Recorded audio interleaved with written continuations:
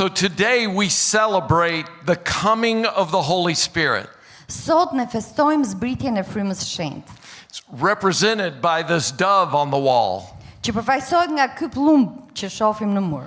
In Acts chapter 2, Te Veprat e Apostujve kapitulli 2, when the church had been gathered together in the upper room, kur kisha ishte mbledhur në dhomën e sipërme and they prayed for 10 days, dhe u lutën për 10 ditë rresht, and then the Holy Spirit descended on them, dhe Fryma e Shenjtë zbriti mbi ta, and they were all filled with the Holy Spirit. dhe u mbushën të gjithë me Frymën e Shenjtë.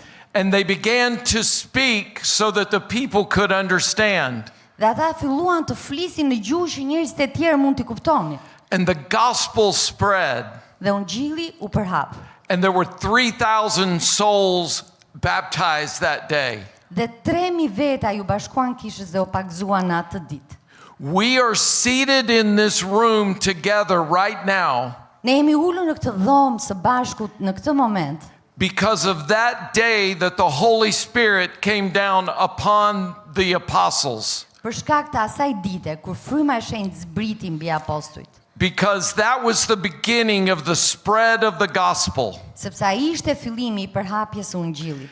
And when we become followers of Jesus Christ, we receive the Holy Spirit. Dhe kur ne bëhemi ndjekës të Jezu Krishtit, ne marrim Frymën e Shenjtë. And so, regardless as to whether you can understand me or not, Dhe nuk ka rëndësi nëse ju më kuptoni, e kuptoni gjuhën time ose jo. that's why Ada is interpreting. Prandaj unë po përkthej, We are brothers and sisters united in Christ ne jemi motra dhe vëllezër të bashkuar në Krishtin, because we have the Holy Spirit living in each of us. sepse kemi Frymën e Shenjtë që banon në gjithë secilin prej nesh. And as I was thinking about what to share with you tonight, Ndërsa po mendoja çfarë të ndaja sot me ju, I will eventually share a story of how the Holy Spirit worked in my life. do të rregoj për një histori se si Fryma e Shenjtë ka punuar në jetën time. But I want to challenge you. Por dua t'ju sfidoj, I want to encourage you dua t'ju inkurajoj to stay approved by God. to Stay approved, to stay qualified by God. të qëndroni të pranueshëm, të aprovueshëm nga Perëndia.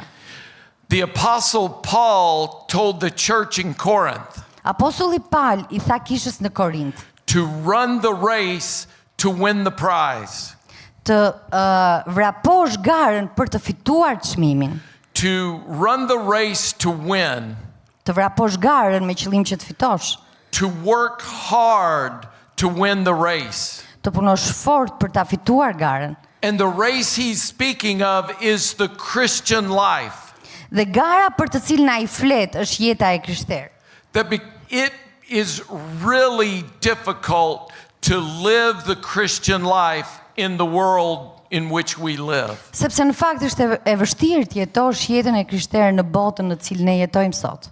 And it doesn't just happen to us. Nuk ndodh kështu natyrshëm. We are saved by grace, Ne jemi shpëtuar nëpërmjet hirit. and you didn't do anything to earn that grace, Dhe ti nuk bëre asnjë gjë për ta fituar këtë hir, but you were created in Christ Jesus for good works, por je krijuar në Jezu Krishtin për vepra të mira. to stay qualified in the race we call Christianity. Për të qëndruar I kualifikuar në atë garën që ne e quajmë krishtëri. And as followers of Jesus, you have choices to make. Edhe si ndjekës të Jezusit, ne kemi zgjedhje përpara për të marrë. To follow Jesus no matter the cost. Që të ndjekim Krishtin pavarësisht kostos.